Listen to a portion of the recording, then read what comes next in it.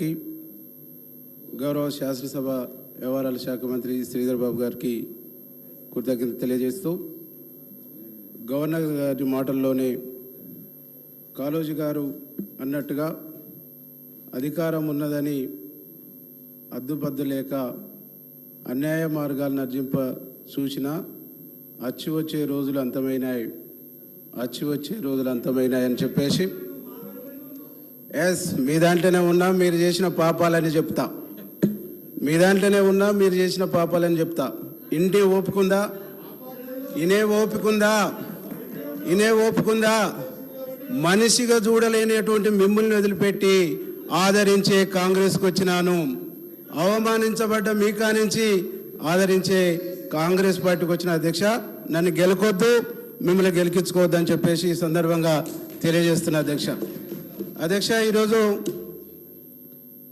కాళోజీ గారు మాటల్ని ఒకసారి గుర్తు చేస్తూ, తెలంగాణలో ప్రజాపాలన, తెలంగాణ ప్రజల ఆకాంక్షకు అనుగుణంగా ప్రభుత్వం ఏర్పడినటువంటి ప్రభుత్వం ఇక్కడ ప్రమాణ స్వీకారం చేస్తుండగానే ప్రగతి భవన్ ముళ్ళ కంచెలు బద్దలై తెలంగాణ వచ్చినాడు ప్రజలు ఎలాంటి స్వేచ్ఛతో ఉన్నారో ఇక్కడ కాంగ్రెస్ ప్రభుత్వం ఏర్పడి గౌరవనీయులు పెద్దలు ముఖ్యమంత్రి రేవంత్ రెడ్డి గారు మంత్రివర్గం ప్రమాణ స్వీకారం చేస్తున్నప్పుడు తెలంగాణ సమాజం అంతా స్వేచ్ఛా వాయుల్ని పీల్చుకుందని సగర్వంగా నేను తెలియజేస్తున్నా అధ్యక్ష.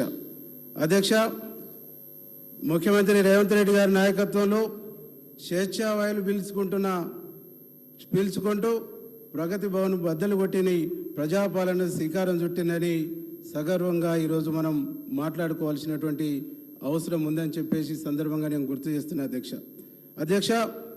ప్రగతి భవన్ ఏ ప్రజల ఆకాంక్షల కోసం నిర్మించబడ్డదని చెప్పారో ఆ ప్రజలకు ప్రవేశం లేనటువంటి సందర్భంలో, ఆ ప్రజలకు ప్రవేశం కరువైనటువంటి పరిస్థితుల్లో తెలంగాణ సాయుధ పోరాటం నుంచి మొదలుకొని అనేక ఉద్యమాలు, అనేక పోరాటాలు ఏ దొరల దోపిడీలకు వ్యతిరేకంగానైతే సాగినాయో ఆ దొరల గడిలలాగా నిర్మించబడి ప్రజలకు దూరమైనటువంటి ప్రగతి భవన్ కాంగ్రెస్ పార్టీ అధికారంలోకి రాగానే ఆ ప్రగతి భవన్ గోడలు బద్దలు కొట్టి ప్రజల సంక్షేమం కోసం జ్యోతిరావు పూలే భవన్గా మార్చి ప్రజలు ఏ సమస్య ఉన్నా, ఏ అంశానైనా స్వేచ్ఛగా పోయి చెప్పుకునేటువంటి ఒక గొప్ప అవకాశాన్ని కాంగ్రెస్ పార్టీ అధికారంలోకి వచ్చినాక కల్పించిందని చెప్పేసి ఈ సందర్భంగా నేను గుర్తు చేస్తా ఉన్నా అధ్యక్ష. అనేక సందర్భాల్లో మాట్లాడుతుంటే చూసినాం, ఆ రోజు ప్రగతి భవన్ కంచె బద్దలవుతున్నప్పుడు ఇది మేమేసింది కాదు, ఫలాను వాళ్ళు వేసిందని చెప్పారు.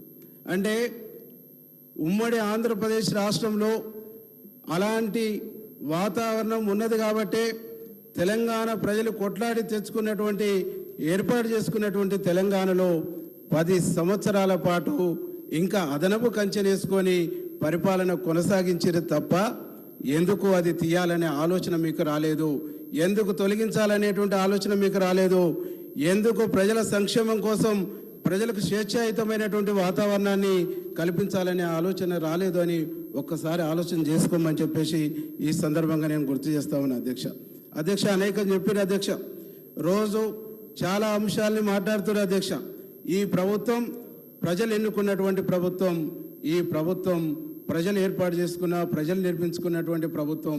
ఈ ప్రభుత్వాన్ని 2 నెలల్లో పడగొడతాం, 6 నెలల్లో పడగొడతాం అధ్యక్ష. ఈ పడగొట్టడానికి, కూలగొట్టడానికి ప్రభుత్వ బిల్డింగులు కాదు, ప్రభుత్వ భవనాలు కాదు, ప్రజల మనోభావాలు, ప్రజల ఆకాంక్షతో ఏర్పడినటువంటి, ప్రజల విశ్వాసాలతో ఏర్పడినటువంటి, ప్రజల నమ్మకాలతో ఏర్పడినటువంటి, ప్రజల 1000 కళ్ళతో ఆశతో ఎదురు చూస్తూ ఆ ప్రజల ఆశలు నెరవేర్చడం కోసం ఏర్పడినటువంటి ప్రభుత్వం అని చెప్పేసి చాలా గర్వంగా చెప్తున్నా అధ్యక్ష. ఇట్లాంటి మాటలు మాట్లాడుతుంటే ప్రజలు మేము ఊళ్ళలో పోతున్నప్పుడు చెప్తుండే అధ్యక్ష, ఏమంటుండంటే దాదాపుగా 10 సంవత్సరాలుగా వీరు చేసినటువంటి దోపిడీ, వీరు చేసినటువంటి అక్రమాలు, వీరు చేసినటువంటి అన్యాయాలు, వీరు చేసినటువంటి మోసాలు, వీరు చేసినటువంటి అనేక అవకతవకలు ఒక్కొక్కటిగా బయటకు వస్తుంది. ఒక్కొక్కటిగా బయటపడుతుంది. కాబట్టి ప్రజలను మైండ్ని డైవర్ట్ చేయడం కోసం, ప్రజలను తప్పుదారి పట్టించడం కోసం, ప్రజల యొక్క దృష్టిని మళ్లించడం కోసం మాత్రమే ఈ పదాలు వాడుతుర్రు, ఈ పదాలు మాట్లాడుతుర్రు అని చెప్పేసి ప్రజలు చాలా స్పష్టంగా అర్థం చేసుకుంటారు, అర్థమవుతుందని చెప్పేసి ఈ సందర్భంగా మీకు గుర్తు చేస్తా ఉన్నా అధ్యక్ష. అధ్యక్ష, ఒక్క విషయం ఈ సందర్భంగా మేము గుర్తు చేస్తా ఉన్నా అధ్యక్ష. ఈరోజు తెలంగాణ వచ్చిన తర్వాత తొలి ముఖ్యమంత్రి దళితుడే అన్నారు. ఉప ముఖ్యమంత్రి రాజయ్యను చేసి, రాజయ్యను తొలగించి దళిత జాతిని ఘోరంగా అవమానించినటువంటి ప్రభుత్వం గత ప్రభుత్వం అని చెప్పేసి నేను చెప్తా ఉన్నా అధ్యక్ష.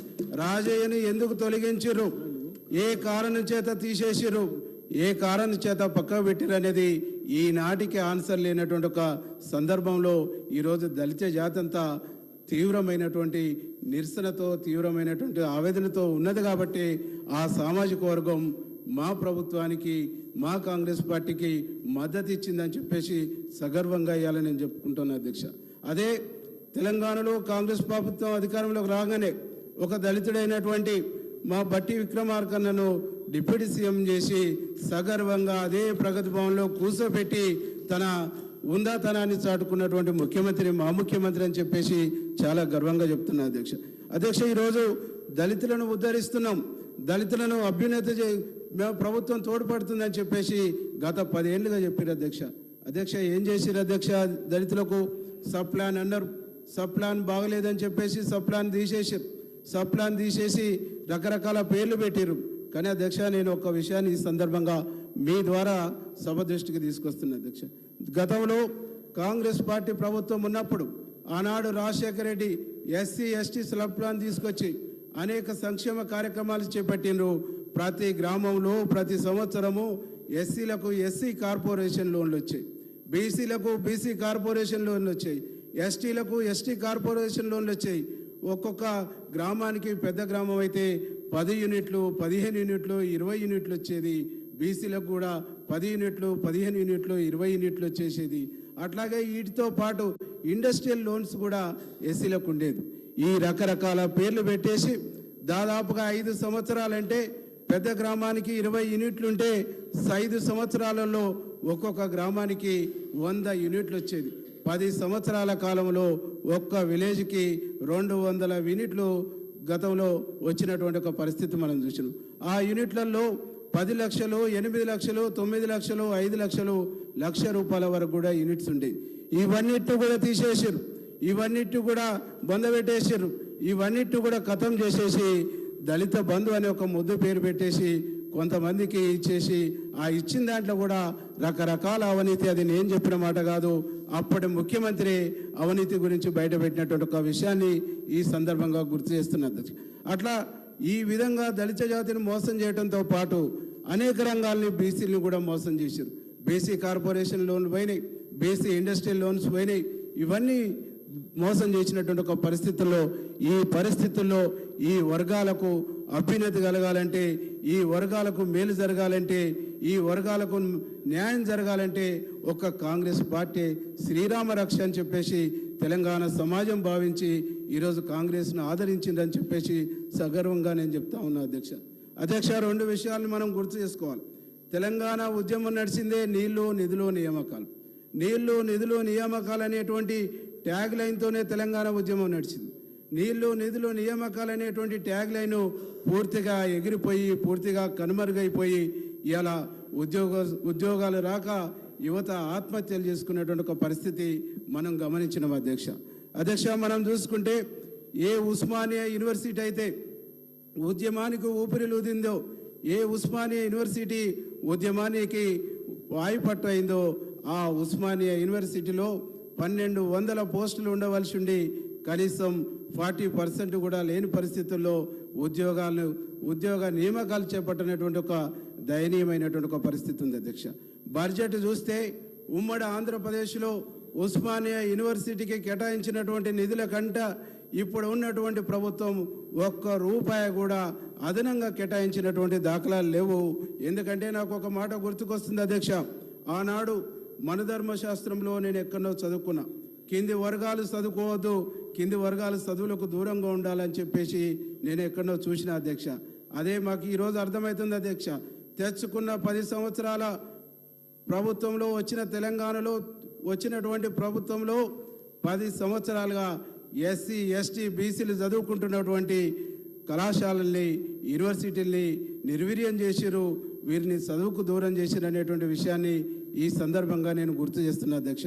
ఇది దుర్మార్గం కాదా, ఇది మోసం కాదా, ఇది దగా కాదా అని చెప్పేసి ఈ సందర్భంగా నేను గుర్తు చేస్తా ఉన్నది అధ్యక్ష. ఇవన్నీ కూడా నేను మాట్లాడుతున్నటువంటి మాటలు కాదు అధ్యక్ష, ఇవన్నీ కూడా పేపర్లలో వచ్చినాయి అధ్యక్ష, ఇవన్నీ కూడా సమాజం చూసింది అధ్యక్ష, సమాజం మాట్లాడుతుంది అధ్యక్ష.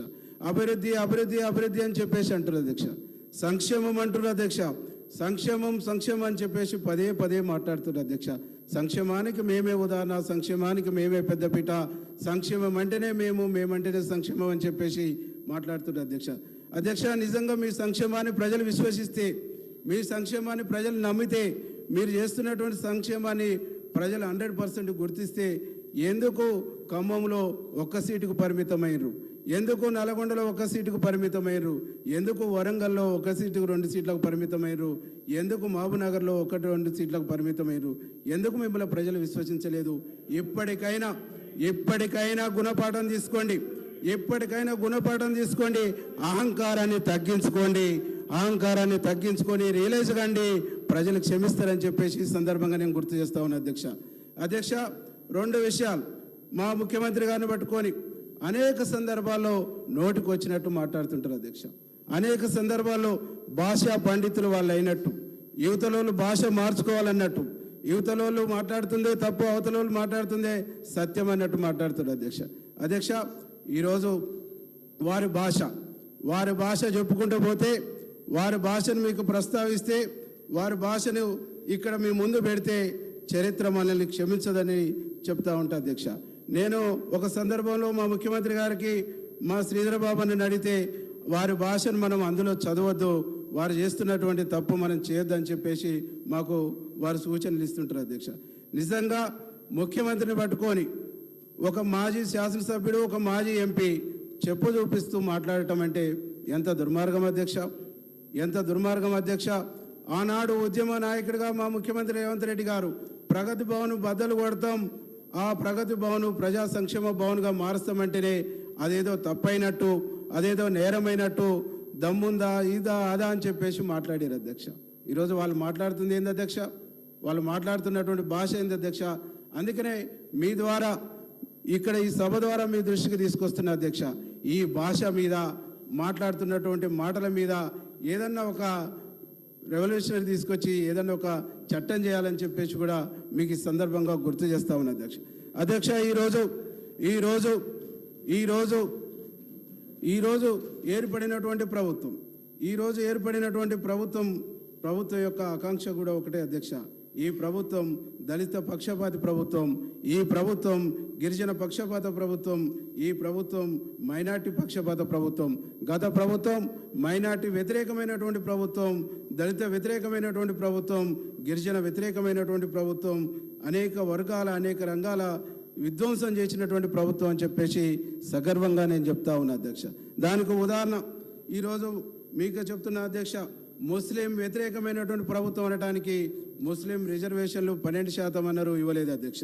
అట్లాగే గిరిజన వ్యతిరేక ప్రభుత్వం అయినందుకు దానికి సంబంధించినటువంటి కూడా ఆధారాలు అధ్యక్ష. అందుకనే అధ్యక్ష, ఈరోజు ఈ రాష్ట్ర ప్రజలు కోరుకుంటుంది ఒకటే అధ్యక్ష, ఈ రాష్ట్రం అభివృద్ధి పదంలో పోవాలి, ఈ రాష్ట్రం సంక్షేమ పదంలో పోవాలి, ఈ రాష్ట్రం అన్ని రంగాల్లో అభివృద్ధి కావాలని చెప్పేసి ప్రజలు కోరుకున్నారు అధ్యక్ష. ఆ కోరికతోనే ఈ రాష్ట్రంలో కాంగ్రెస్ పార్టీ అయితేనే అవి చేయగలుగుద్ది, గౌరవ ముఖ్యమంత్రి రేవంత్ రెడ్డి గారు అయితేనే అవి సాధ్యమవుతుందని చెప్పేసి ప్రజలు ఆదరించనని చెప్పేసి